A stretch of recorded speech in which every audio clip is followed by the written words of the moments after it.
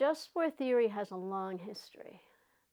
Traditionally, we go back to Augustine and speak of Augustine, who wrote about this in various writings, but especially in his City of God, where he's speaking about, is it just to fight a war?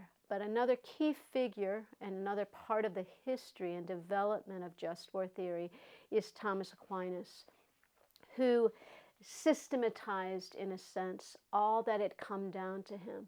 So I would say the origins specifically seem to be Christian as to Augustine and Aquinas, as to a formal discussion of just law theory. When we speak of the origins of just war theory, we've noted Aquinas, Augustine, and there are other theorists throughout history, but we actually really go back to natural law. Because the whole idea that someone can go to war with another, which is an evil, a material evil. War is a material evil. People die. So why can we justify it? We have to return here to the principle of natural law. Natural law, basic principle, do good, avoid evil.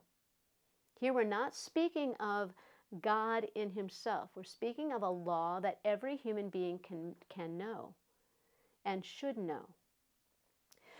When we go from that do good, avoid evil, that's very general. So we speak of, Thomas Aquinas speaks of some proper common principles of this natural law, which include, number one, continuation of being, which is true of everything that exists. But with human beings, that continuation of being means I defend myself. A second common principle, proper common principle, is reproduction and education of offspring. Well, here again we see if we are going to have children and we have to educate and care for them, we need peace. Without peace, there's difficulty in raising children and having a society that is where justice reigns and where we also have the ability, the leisure, in a sense, to educate children well. A third principle, or proper common principle, of the natural law is that we are of a social nature. We are social beings. This leads to many principles of the just war theory. Why? Well, because if we live in society, then that society needs a leader. Naturally, whenever you have a group, even if you have a group of children, you're going to have a leader. And that is true of any society. We're going to have a leader. When we speak of nations, we're speaking of a legitimate authority who is recognized. That authority has obligations regarding those other proper common principles. To protect life, to protect the family, which is the basis of society, so that that family can develop, can prosper, and that leads to the development of the whole society.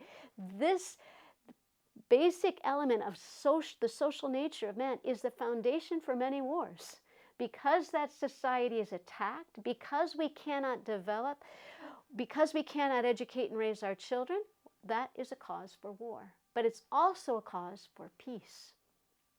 The fourth proper common principle is a basic knowledge of God. Now, this can be on a very philosophical level of just knowing that there is a first cause, a greatest conceivable being. But also then with Christianity and with other religions, we will begin to speak of God as a revealed God. But this God, who is the creator of all, the first cause of all, also is a God of love and a God of peace. Therefore, he is not for war. But sometimes, in order to worship my God,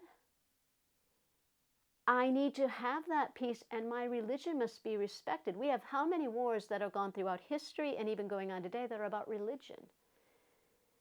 But the people in that society, the dignity of the human being means I have a right, I have an obligation in a sense to know God, to recognize God, which means that I have a right to worship him. And therefore, sometimes wars are fought over God because people are attacked for worshiping that God. So if we take these principles of natural law, we can see that they're a foundation. At the foundation, we would say we need peace, but they're a foundation in that sense for a just war theory. Because to arrive at that peace and to protect ourselves, to protect our existence, to protect our rights to have offspring and to educate them, to protect our society and to protect our right to worship God, we will sometimes go to war.